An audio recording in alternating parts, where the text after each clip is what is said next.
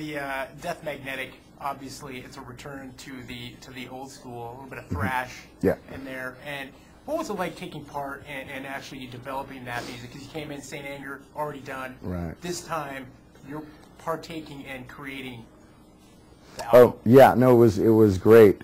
I've been, obviously, in my career, I've been in a lot of creative situations with incredibly gifted, talented, iconic figures. You know, I mean, I would consider Ozzy and, you know, Jerry Cantrell and Mike Muir, you know, very special artists. And to be in a situation with Metallica was like going to the best school of songwriting that you could ever imagine. So for me, it was more about absorbing the process, seeing how they do things, and kind of feeding off their energy. Especially with James and Lars, it's like when they start grasping an arrangement and creating a song, it's like they're really feeding off each other. And it can be pretty intense. It has its ups and downs. And I sort of served as the mediator a lot of the time because Kirk wasn't around that much. So I sort of took his role in the process.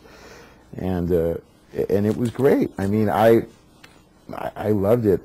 They welcomed me with open arms. They respected my opinion. You know, I had a lot of key moments in a lot of the songs. And I'm looking forward to the next album because I believe Death Magnetic really is the launch pad to what we're going to do. And the fact that the thrash element has re-entered the equation is really exciting for me to join the band at a time when, you know, we've got this, you know, Rick Rubin producing us, who was really instrumental. The Beard. The Beard, yeah. Do you have a nickname for him? Well, my nickname would have to be Mr. Organic, because when he came in, everything had to be organic. He didn't want to see computer screens. Yeah. It was like, no, can you turn that thing around? You know, we had this big computer screen. It was like, turn it around, I don't want to see it. Everything needs to be organic. But, you know, the good thing with him is he took the band out of the comfort zone and brought it back into an element where it was going to be thrashy. You know, we recorded the album in Van Nuys, California, down in LA, amidst the 405 traffic jams in the middle of summer and all that good stuff. And I think that creates a bit of angst in you and creates certain excitement. The studio was not glamorous at all. I recorded in that studio in the past, and I recorded there about 15 years ago, and it has not changed a bit. So it's just real down and dirty. There's no escape, and that's the best place to keep Lars, to get him to do his drum tracks. You can't get him too comfortable, you know. So I think that was a positive, and Rick had everything to do with that, because initially the band was really trying to shoot for recording this next, you know, at home up in SF. You know, you go sleep in your bed, and it's comfy and cozy, and show up when you want to. But this was like a little more hardcore. So, and the other thing is the tuning of the songs are in a natural A440, which people that don't understand that, it's a lot of bands find a comfort zone in their performance or their singing ability, step down, like a lower tuning. Right. I think that the fact that we were in a A440 was great for James, because it brought some of that old school flavor to his vocal, and kind of the stuff that he was pushing for vocally had a certain strain to it that I think is a positive, and so it basically not as safe again. So taking the band out of the safe zones, I think, was an important factor in making this record, and Rick had everything to do with that.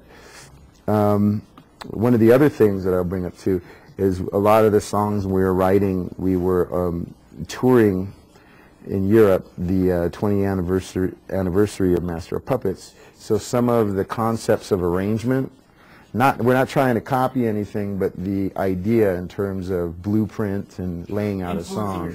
Yeah, it's in there too. So there's a lot of different things, and also Lars and I kind of uniting as a rhythm section, and I'm sure there'll be more of that. So there's a lot of great things I think to look forward to in the next round, and there's already some riffs floating around, and everybody's got really cool ideas, and I think it's going to be better.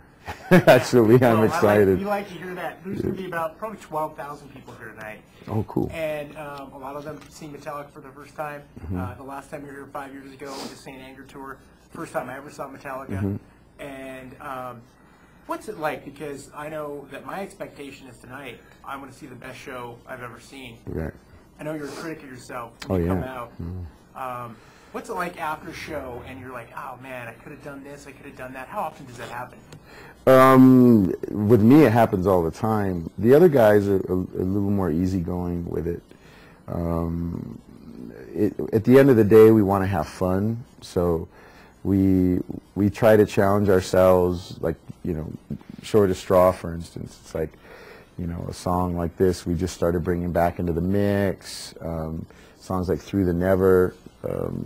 We're bringing in older material and having fun with it, and that creates a freshness into the balance of the show, because we've been doing this, at least touring Death Magnetic, for a year now. So by bringing in some of the old songs with the new songs and stuff in between, it keeps us on our toes, and it's all about having fun. And if someone, you know, screws up or there's a mini train wreck, we laugh at it, really. I mean, it's you know, it's all about having a good time. The other night, Seek and Destroy, one of the Metallica balls that had dropped hit my bass and knocked it out of tune. So I was playing part of the song with, you know, just like Chinese tuning, and you know, it's like, wow, what are you going to do? Get another bass? But I mean, it's just part of the gig. And there's not a lot of stress in our camp right now, so that's awesome. That's pretty cool. Sometimes if Lars plays really fast, James and I will look at each other and laugh. Whereas back in the day, James might have, you know, thrown something at him.